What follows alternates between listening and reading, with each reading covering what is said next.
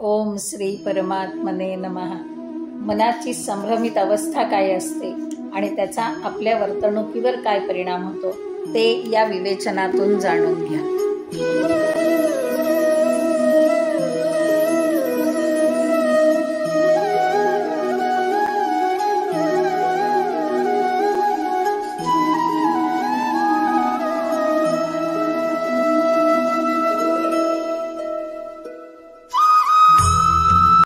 गीता सुगीता कर्तव्या किमन्यैः शास्त्रविस्तरैः या स्वयं पद्मनाभस्य मुखपद्मात विनिसृता. भारतीय परंपरेत भगवद्गीतेला अनन्यसाधारण महत्त्व आहे. यशस्वीरित्या जीवन कसे जगावे, कर्तव्य कर्म काय आणि ते करत असताना सुद्धा भगवत प्राप्ती कशी करून घ्यावी याचे मार्गदर्शन गीता करते. केवळ पाठांतरासाठी किंवा पारायणासाठी गीता नाही, तर त्यातील मार्गदर्शक तत्वे समजून घेऊन ती आचरणात आणणे यासाठी आहे. जीवन जगत असताना अनेक मोहाचे क्षण येतात. त्यातून बाहेर पडून कर्तव्याभिमुख होण्यासाठी काय केले पाहिजे हे गीता सांगते. भगवद्गीता सर्वप्रथम श्रीकृष्णाने कार्तिक कृष्ण चतुर्दशीला अर्जुनाला युद्धभूमीवर सांगितली. 10 दिवस संजय युद्धभूमीवरच होता. भीष्मपतनानंतर तो धृतराष्ट्राकडे आला. युद्धभूमीवर काय घडले ते मला सांग असे धृतराष्ट्राने विचारल्यावर संजयाने त्याला ते सांगितले. तो दिवस मार्गशीर्ष शुक्ल एकादशीचा होता, म्हणून आपण तो दिवस गीता जयंती म्हणून साजरी करतो. श्रीकृष्ण आणि अर्जुन यांचा जो संवाद झाला तो गद्यरूपातच झाला. पुढे व्यास महर्षींनी तो संवाद श्लोकबद्ध करून त्यातील तत्वे लोकांसमोर ठेवली. तीच ही श्लोकबद्ध भगवद्गीता. श्रीकृष्ण आणि वेदव्यास हे दोघेही विष्णूचेच अवतार आहेत, म्हणून दोघांच्याही सांगण्यात एकवाक्यता आहे. कौरव आणि पांडव यांच्यात युद्ध होऊ नये म्हणून खूप प्रयत्न केले. प्रत्यक्ष श्रीकृष्णसुद्धा समेट घडवून आणण्यासाठी कौरवांकडे आला होता, पण दुर्योधन काही ऐकून घेण्याच्या मनस्थितीत नव्हता. युद्ध अटळ आहे ही गोष्ट निश्चित झाली. शेवटचा प्रयत्न म्हणून वेदव्यास धृतराष्ट्राकडे आले होते. त्यांनीही त्याला युद्ध थांबवावे असे सांगितले होते. युद्धात काय होणार, कसा संहार होणार याचे संपूर्ण वर्णन व्यासांनी सांगितले. या युद्धाचे परिणाम भयंकर होतील हे सांगून सुद्धा धृतराष्ट्र ऐकण्याच्या मनस्थितीत नव्हता. शेवटी व्यासांनी सांगितले, प्रत्यक्ष युद्ध बघण्याची तुझी इच्छा असेल तर मी तुला दिव्य दृष्टी देतो. इथे बसून तुला प्रत्यक्ष युद्धभूमीवर काय चालू आहे ते पाहता येईल. तेव्हा धृतराष्ट्राने नकार दिला. युद्धाचे हे भयंकर परिणाम आणि आपल्या कुलाचा नाश मी डोळ्यांनी पाहू शकत नाही. पाहण्यापेक्षा ऐकणे सौम्य, म्हणून मी ते वर्णन ऐकण्याची इच्छा करतो असे म्हटल्यावर भगवंतांनी संजयाला दिव्यदृष्टी दिली आणि सांगितले, हा संजय युद्धभूमीवरील सर्व गोष्टी दिव्यदृष्टीद्वारे तुला सांगेल. एवढेच नाही तर व्यक्तीच्या मनात काय चालू आहे हे देखील तो जाणू शकेल. गीता धृतराष्ट्र संजय आणि अर्जुन श्रीकृष्ण यांच्या संवादातून पुढे जाते. श्री वेदव्यासांनी 18 अध्यायात लिहिलेल्या गीतेत प्रत्येक अध्यायाला एक विशिष्ट नाव दिले आहे. श्रीमद् भगवद्गीतासु उपनिषत्सु ब्रह्मविद्यायां योगशास्त्रे श्रीकृष्णार्जुन संवादे अर्जुन विषाद योग असे प्रथम अध्यायाचे नाव आहे. भगवद्गीता एकच असून गीतासु उपनिषत्सु असे बहुवचन वापरले आहे. उपनिषद म्हणजे रहस्यविद्या. यात अनेक रहस्ये सांगितली आहेत म्हणून बहुवचन. ब्रह्मविद्या म्हणजे परब्रह्माकडे घेऊन जाणारी विद्या. यात अशी रहस्ये आहेत जी आपल्याला संसाराकडून परब्रह्माकडे जाण्याचे उपाय सांगते. संसार करत असताना सुद्धा मोक्ष मार्गाकडे जाण्याचे उपाय, त्यासंबंधी मार्गदर्शन यात केले आहे. अर्जुन विषाद योग असे या अध्यायाचे नाव आहे. विषाद म्हणजे मनात खोलवर रुजलेले दुःख. दुःख, शोक आणि विषाद अशा या पायऱ्या आहेत. दुःख थोडा काळ टिकते, शोक त्यापेक्षा जास्त काळ राहतो, तर विषाद दीर्घकाळ मनात घर करून राहतो. एकदा मनुष्याला विषाद झाला की त्यात तो इतका बुडून जातो की त्याची विचार करण्याची सारासार बुद्धी नष्ट होते. वास्तविक विषाद 3 लोकांना झाला होता, धृतराष्ट्र, दुर्योधन आणि अर्जुन. पण तिघांची व्यक्त होण्याची पद्धत आणि त्यांनी निवडलेले मार्ग भिन्न होते. धृतराष्ट्राला विषाद झाला कारण एकतर तो ज्येष्ठ असूनही अंध असल्याने त्याला राज्यपद मिळाले नाही, तर लहान भाऊ पांडू राजा झाला ही खंत मनात होती. आपल्यानंतर दुर्योधनाला राज्य मिळावे असे वाटत असताना तो मान युधिष्ठिराला मिळत होता. आपल्याला आणि आपल्या मुलांना डावलले जात आहे ही खंत त्याच्या मनात होती.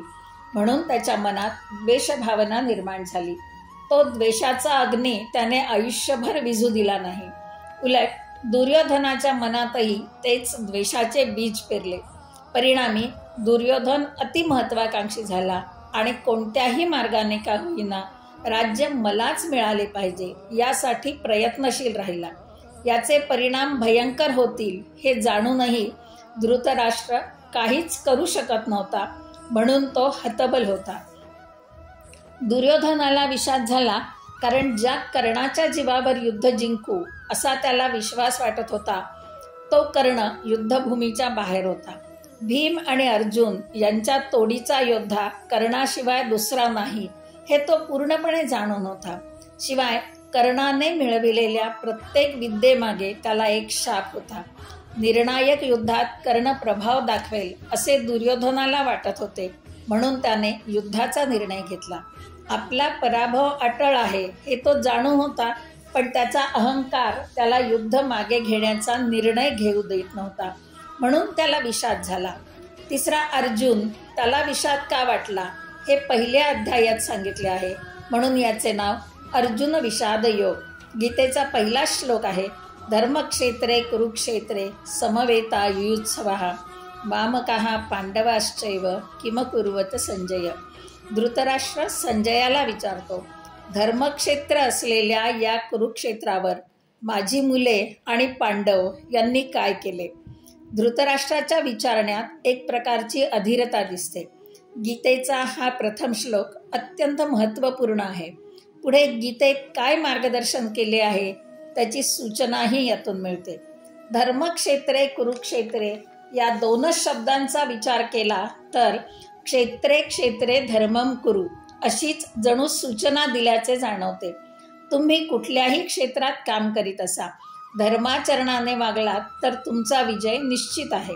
दुसरा अर्थ, हे कुरुक्षेत्र धर्मक्षेत्र आहे.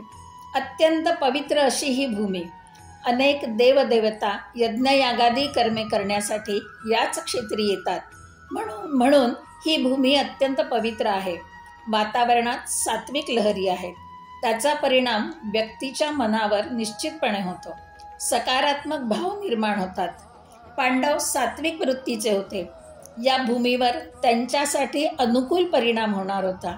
परंतु दुर्योधनादी तामसी वृत्तीचे होते. त्यांच्यावर प्रतिकूल परिणाम होणार होता. युद्धाचे भयंकर परिणाम धृतराष्ट्राला ज्ञात होते. ज्या धर्मक्षेत्री प्रत्यक्ष भगवान अर्जुनाच्या बाजूने उपस्थित होते त्या ठिकाणी पांडवांचा विजय निश्चित होता. तरीही तडजोड व्हावी असेही त्याला वाटत नव्हते. वास्तविक कौरव आणि पांडव एकाच कुरुवंशातील होते. पण धृतराष्ट्राने माझी मुले आणि पांडव असा उल्लेख केला. पांडवांना कुरुवंशीय म्हणणे त्याने टाळले आणि माझी मुले आणि पांडव यांनी काय केले ते सांग असे त्याने संजयाला विचारले. संजय धृतराष्ट्राला युद्धभूमीचे वर्णन करतो. दृष्ट्वा तु पांडवानीकं व्यूढं दुर्योधन सदा आचार्यमुपसंगम्य राजा वचनमब्रवीत. दुर्योधनाने पांडवांनी केलेली व्यूहरचना पाहिली. तो आपले सेनापती धृतराष्ट्र यांच्याकडे गेला आणि त्यांना म्हणाला, पश्यितां पांडुपुत्राणाम आचार्य महतीं चमूं व्यूढां द्रुपदपुत्रेण तव शिष्येण धीमता. तुमच्या बुद्धिमान शिष्याने द्रुपदपुत्राने उभी केलेली मोठी सेना पहा.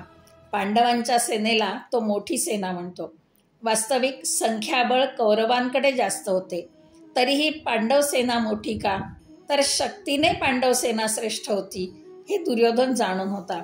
बलवान होती म्हणून महान. केवळ संख्या जास्त असून उपयोगाचे नाही, तर ती गुणात्मक दृष्ट्या श्रेष्ठ असली पाहिजे. प्रत्यक्ष भगवंत त्यांच्या बाजूने होता. जिकडे भगवंत तिकडे विजय, हे तो जाणून होता. एखादी गोष्ट परिपूर्ण तेव्हाच होते जेव्हा त्या ठिकाणी भगवंताचे अधिष्ठान असते. त्याचा कृपाशीर्वाद असावाच लागतो. शिवाय हे युद्ध दोन व्यक्तींमध्ये नसून अधर्माविरुद्ध धर्माचे युद्ध होते. पुढे 4थ्या श्लोकापासून 9व्या श्लोकापर्यंत दुर्योधनाने आपल्या पक्षात कोण कोण शूरवीर आहेत याची संपूर्ण उजळणी केली. उद्देश हाच की सर्वांचे मनोबल वाढावे. आणि तो हे सुद्धा जाणून होता की हे केवळ माझे अन्न खातात म्हणून माझ्या बाजूने युद्धाला उभे आहेत, पण मनाने मात्र ते पांडवांच्याच बाजूला आहेत. भीष्म, द्रोण यांना पांडव जिंकावेत असेच वाटते. त्यामुळे संधी येऊनही ते पांडवांना मारणार नाहीत ही शंका त्याला होती. तो पुढे म्हणतो, अपर्याप्तम तदस्माकं बलम भीष्माभिरक्षितम पर्याप्तम त्विदमेतेषां बलम भीमाभिरक्षितम. इथे पर्याप्त म्हणजे परिपूर्ण म्हणून तो सांगतो, भीष्मांनी रक्षिलेले आपले हे सैन्य अपरिपूर्ण आहे, पण पांडवांचे सैन्य मात्र परिपूर्ण आहे. तरी तुम्ही आपले मनोधैर्य खचू देऊ नका. भगवंताशिवाय कशालाच पूर्णत्व येत नाही ही गोष्ट पुन्हा एकदा अधोरेखित होते. तस्य संजनयन हर्षम कुरुवृद्ध पितामहा सिंहनादम विनद्योच्चै शंखम दद्मौ प्रतापवान. भीष्माचार्यांनी युद्धभूमीवर शंख फुंकले. त्यानंतर ततशंखाश्च भैर्यश्च प्रणवानक गोमुखाः सहसैवाभ्यहन्यन्त सशब्दस्तु मुलोभवत. त्यानंतर शंख, नगारा, पणव इत्यादी अनेक वाद्ये एकाच वेळी वाजू लागली. ततश्वेतैर्हयैर्युक्ते महती स्यंदने स्थितौ माधव पांडवश्चैव दिव्यौ शंखो प्रदद्मतुः. त्यानंतर कृष्ण आणि अर्जुन यांनी दिव्य शंख फुंकले. त्यानंतर 15व्या श्लोकापासून 18व्या श्लोकापर्यंत पांडवांच्या सैन्यात प्रत्येकाने आपले शंख फुंकले याचे वर्णन येते.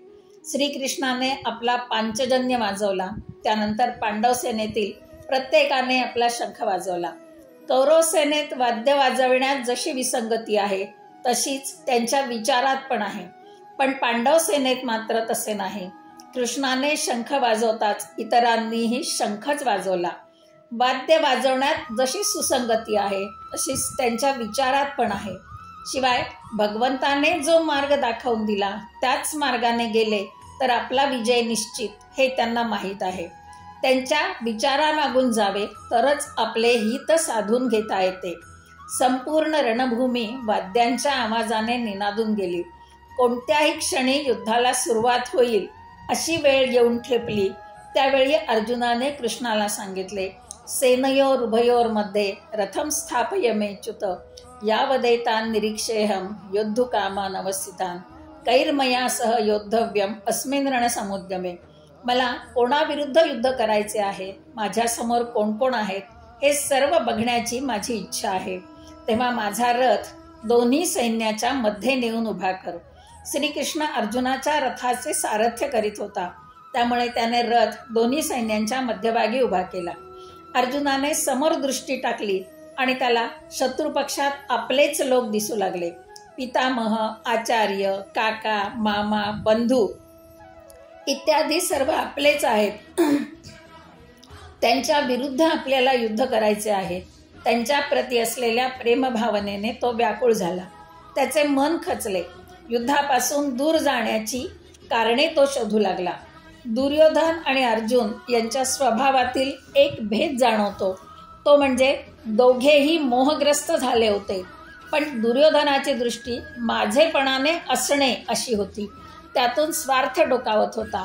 ही वृत्ती भोगवृत्ती वाढवते. तर अर्जुनाची दृष्टी माझेपणाने पाहणे अशी होती. हे लोक माझे आहेत ही त्याची वृत्ती होती. ही त्यागवृत्ती असते. म्हणून त्याच्या मनात करुणा दाटून आली आणि तो निश्चयापासून दूर जाऊ लागला. तो श्रीकृष्णाला म्हणाला, दृष्ट्वेवं स्वजनं कृष्ण युत्सुं समुपस्थितं सीदन्ति मम गात्राणि मुखं च परिशुष्यति बेपथुश्च शरीरे मे रोमहर्षश्च जायते गाण्डीवं स्रंसते हस्तात् त्वक्चैव परिदह्यते न च शक्नोम्यवस्थातुं भ्रमतीव च मे मनः. माझ्या शरीराला कंप सुटला आहे, चेहरा सुकला आहे, गांडीव धनुष्य हातातून गळून पडले आहे, माझ्या मनात मोह निर्माण झाला आहे आणि मी उभा राहू शकत नाही. अर्जुनाचा हा विषाद, याला मानसिक विषाद असे म्हणतात. मोहाच्या योगाने मनामध्ये जो भावनिक गोंधळ होतो त्याला विषाद म्हणतात. आता धृतराष्ट्र, दुर्योधन आणि अर्जुन या तिघांनाही विषाद झाला. तिघांचीही विषादाची कारणे निरनिराळी आहेत. धृतराष्ट्र पुत्रप्रेमाने मोहित झाला. काय करावे आणि काय करू नये, म्हणजे कोणाच्या बाजूने उभे राहावे याविषयी त्याच्या मनात कायम गोंधळच होता. तरीही मुलावरील अत्यंतिक प्रेमाने त्याने प्रत्येक वेळी मुलाच्या चुकीच्या निर्णयाला साथ दिली. दुर्योधन अति महत्वाकांक्षेने मोहित झाला होता, म्हणून चुकीच्या मार्गाने का होईना मी राज्य मिळवीनच या एकाच विचाराने प्रत्येक वेळी गोंधळलेल्या अवस्थेत आणि चुकीचा सल्ला देणारी माणसे अवतीभोवती असल्याने त्यांच्या मागे गेला. अपयश येणार हे दिसत असूनही त्या मार्गाला प्रवृत्त झाला.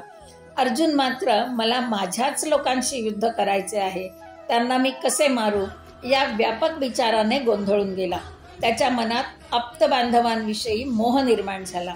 युद्धापासून दूर जाण्यासाठी तो कारणे शोधू लागला. तो म्हणतो, न कांक्षे विजयम कृष्ण न च राज्यम सुखानि च किन्नो राज्येन गोविंद किं भोगैर्जीवितेन वा. मला या मार्गाने म्हणजे माझ्याच माणसांना मारून राज्य नको, विजय नको, सुखही नको. पुढे अर्जुन सांगतो, निहत्यधार्थ राष्ट्रान्न का प्रीतीस जनार्दन पापमेवाश्रयेदस्मान हत्वैतानाथ ताईनः. ही धृतराष्ट्राची मुले पातकी आहेत, आतताई आहेत. आतताई म्हणजे विष देणे, आग लावणे, इतरांचे धन घेणे आणि स्त्री अपहरण करणे अशा लोकांना आतताई म्हणतात. मी या पातकी लोकांना मारले तर मला पापच लागेल आणि यातून सुख कसे मिळणार. कुलाचा नाश केला तर काय दोष येतो हे आम्हाला माहीत आहे. कुलनाश झाला तर कुलधर्म नष्ट होतील, अधर्म वाढेल, कुलस्त्रिया भ्रष्ट होतील, वर्णसंकर होईल आणि त्यामुळे नरकच प्राप्त होईल. केवळ राज्य मिळवण्यासाठी आम्ही एवढे पापकर्म का करावे, म्हणून मी शस्त्र खाली ठेवले आहे. आता शस्त्र घेऊन कौरव आमच्यावर चालून आले तरी मी प्रतिकार करणार नाही, अशी युद्ध न करण्याची कारणे सांगून अर्जुन रथातच स्वस्थ बसून राहिला. आपल्याच लोकांना मारून मला विजयाची इच्छा नाही, असे स्वतः ज्ञानी असूनही अर्जुनाने सांगितले. जेव्हा माणूस मोहग्रस्त होतो तेव्हा कितीही ज्ञानी असला तरी सारासार विचार गमावून बसतो, त्याची विचारशक्ती खुंटते. वास्तविक अर्जुन काही आज प्रथमच युद्ध करत नव्हता. आपल्याही आयुष्यात असे अनेक प्रसंग येतात जेव्हा आपण भावनेत अडकतो. कर्तव्यश्रेष्ठ की भावना हा संभ्रम निर्माण होतो. कित्येकदा एखादी गोष्ट मिळवताना कधी धर्माचा मार्ग सोडून अधर्माच्या मार्गाला जातो आणि अपेक्षित गोष्ट घडली नाही की नैराश्याच्या गर्तेत जातो आणि आत्मघात करून घेतो किंवा मी काहीच करू शकत नाही म्हणून हतबल होतो. अर्जुन किंकर्तव्य मूढ झाला आणि संभ्रमात पडला. काही काळ थांबला, पण त्याने वरील दोन्ही मार्ग निवडले नाहीत, तर आपल्या मनातील सगळा गोंधळ श्रीकृष्णाजवळ व्यक्त केला. त्यानंतर त्याचा हा मोह, मनाची संभ्रमित अवस्था दूर करण्यासाठी श्रीकृष्णाने त्याला उपदेश केला. तो दुसऱ्या अध्यायापासून सुरू आहे, तो आपण पुढच्या वेळी बघूया.